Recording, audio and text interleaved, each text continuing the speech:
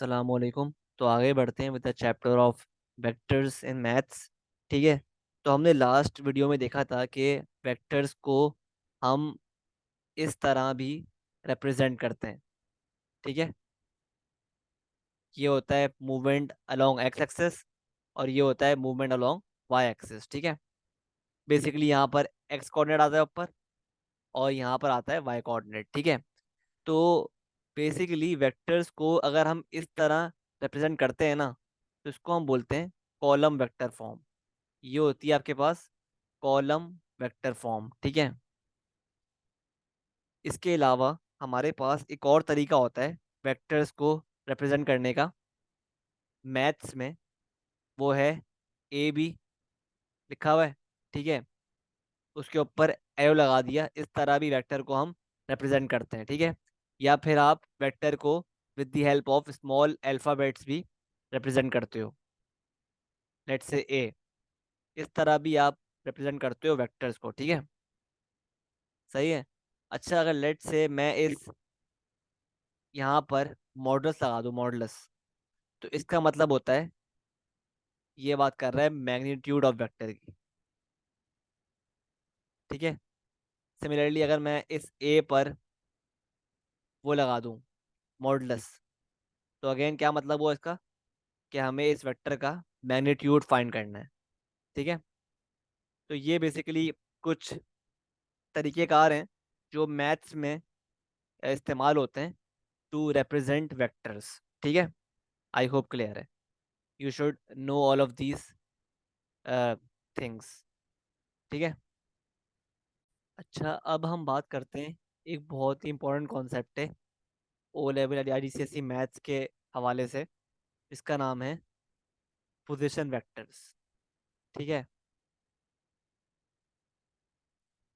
अब ये होता क्या है ये समझ लो पहले तो। लिखो अपने पास कि the position vector,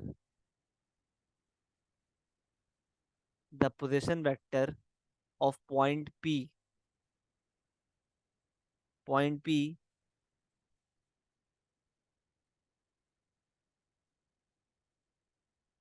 relative to an origin, relative to an origin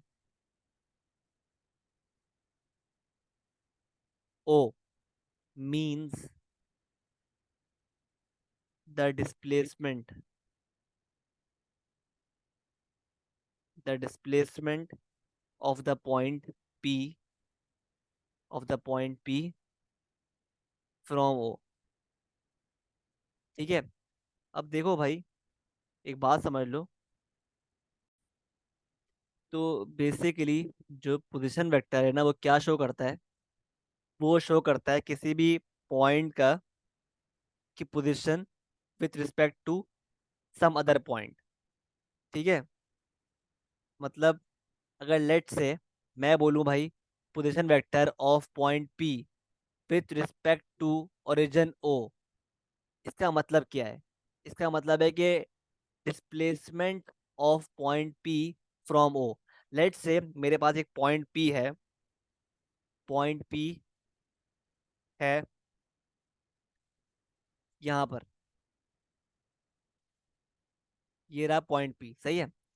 अब अगर मैं बोलूँ भाई कि इस डायग्राम में पोजीशन वेक्टर ऑफ पी क्या है, position vector of P relative to O, मतलब विथ रिस्पेक्ट टू ओ, ये ओ है ओरिजिन यानी। तो बेसिकली ये मांग रहा हूँ मैं कि वेक्टर ओ पी किसके बराबर है। तो ऑब्वियसली ओ पी बराबर है, आप खुद चेक कर लो, 3 units on the x axis, तो 3 एक्स कोऑर्डिनेट है और 2 इसका वाई कोऑर्डिनेट है।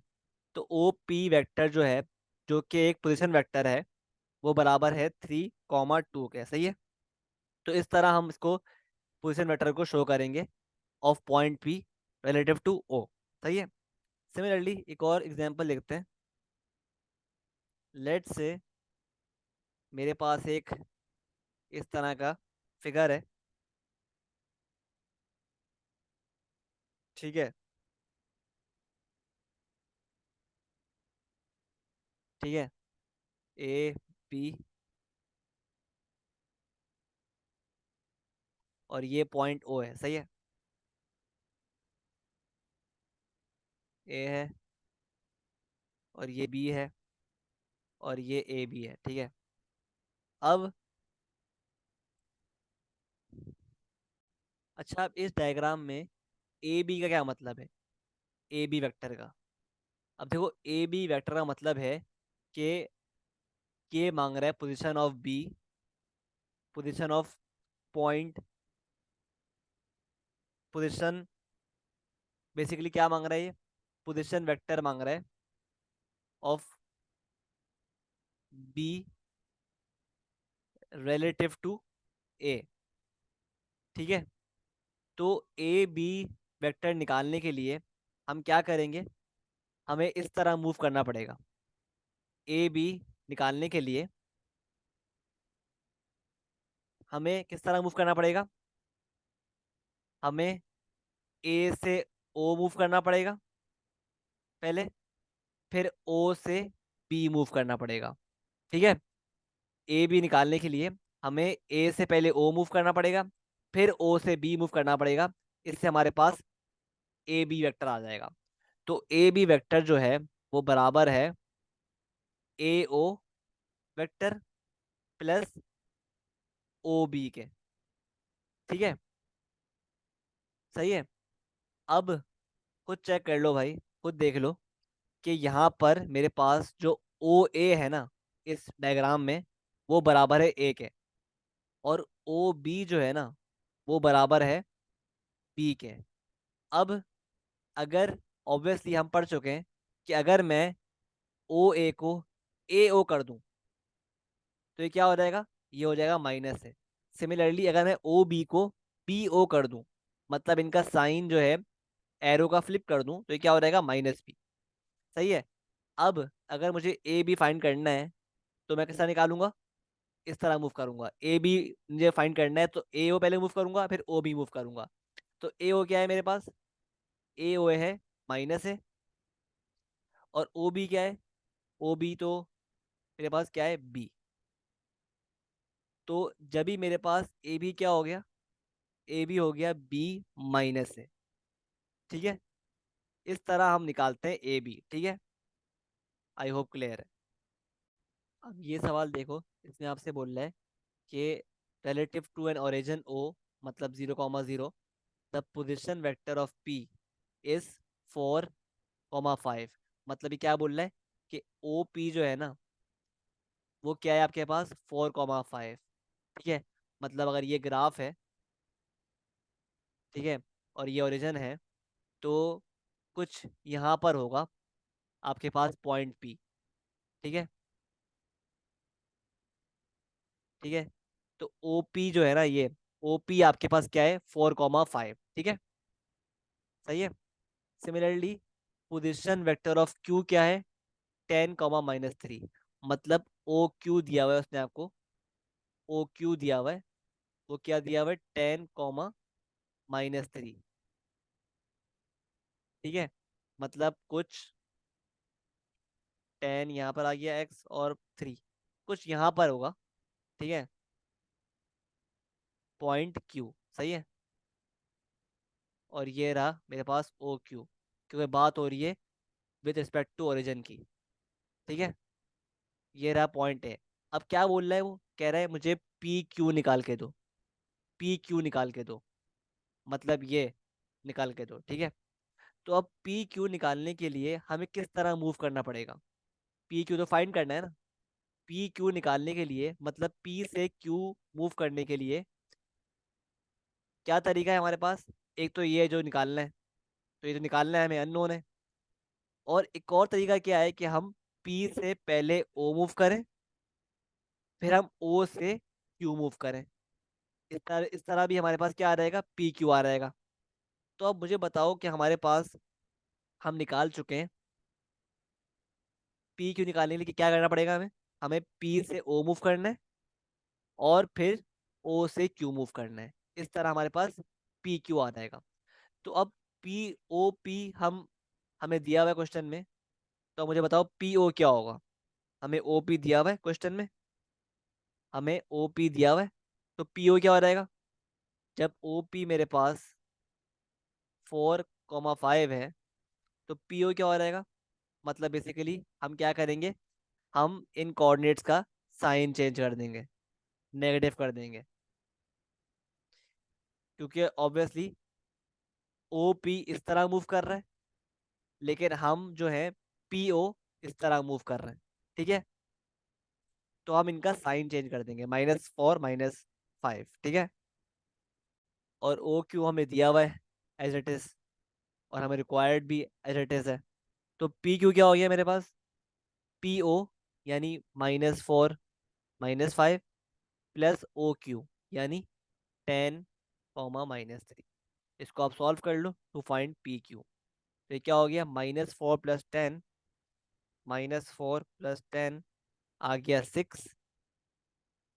ठीक है, और साथ में -5 + -3 आ गया -8। तो पी क्यू आपके पास क्या आ गया, 6, -8। पी क्यू क्या आ गया, 6, -8। ये आपका आंसर है। अब सेम सवाल है, इसका पार्ट 2 कह रहा है, पार्ट बी कहता है कि फाइंड, उससे पहले कहता है आपसे the point R lies on P Q such that P R is equal to 1/4 P Q. ठीक है, अब क्या बोल रहा है, कह रहा है आपसे पार्ट बी में कि find the position vector of R. ठीक है, तो अब देखो उसने हमें बता दिया है भाई, क्या क्या आपस में इनका ताल्लुक है, कि पी आर जो है ना एक पॉइंट है, एक पॉइंट है ऑन पी क्यू। सही है, सच दैट कि पी आर जो है ना वो 1/4 पी क्यू के बराबर है। मतलब इसका मतलब क्या हुआ, जो आर पॉइंट होगा ना वो कुछ यहाँ पर होगा। ठीक है, सही है, तो जब भी हमारे पास जो पी आर है ना वो 1/4 है, बेसिकली 1/4 है ऑफ पी क्यू। ये पूरा पी क्यू है, उसका 1/4 हिस्सा हमारे पास पी आर है। तो जब भी हमारे पास आर कुछ यहाँ पर होगा, ठीक है, अंदाजे के मुताबिक। सही है, तो अब हमें फाइंड क्या करना है, हमें फाइंड करना है basically position vector of R. मतलब vector R with respect to origin O. ठीक है, मतलब हमें ओ आर फाइंड करना है। ठीक है, ये फाइंड करना है, ये वेक्टर। ठीक है, सही है, और हमें ओ आर फाइंड करने के लिए पहले क्या करना पड़ेगा, पहले हमें पी आर फाइंड करना पड़ेगा। और हमें पता है यार, पहले हमें ये पी आर फाइंड करना पड़ेगा। ठीक है,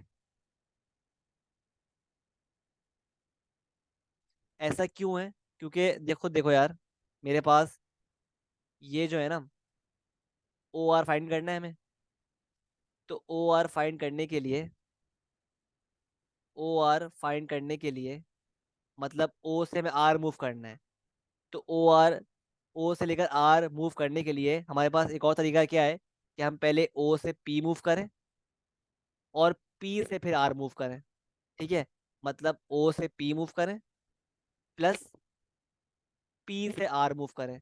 हमारे पास ओपी तो है, हमें दिया हुआ है क्वेश्चन में ओपी, लेकिन हमारे पास पी आर नहीं है।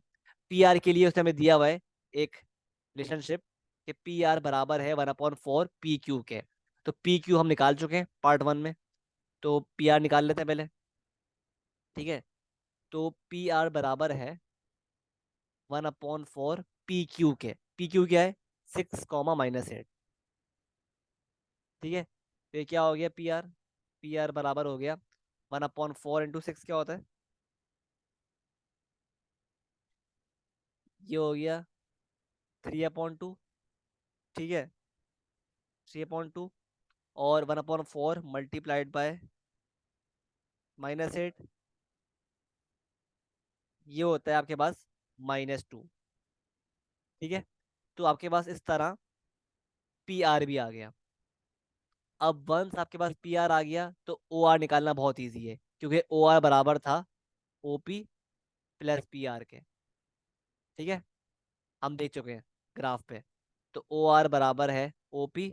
ओपी क्या है हमारे पास? 4,5। ओ आर बराबर है 4, ओपी बराबर है 4,5, और पी आर हम निकाल चुके हैं 3/2, -2। ठीक है, तो ओ आर क्या आ गया? 4 + 3/2, 4 + 3/2, जो आ रहा है 11/2, और 5 ± 2, जो आ रहा है 3। तो एज अ रिजल्ट मेरे पास क्या आ रहा है? ओ आर, ओ आर बराबर है 11/2, यानी 5.5, 3 के। ये आपका फाइनल आंसर है for O R, that is the position vector of R. ठीक है, तो इस तरह हम सॉल्व करते हैं वेक्टर के क्वेश्चंस, ठीक है, मैथ्स में।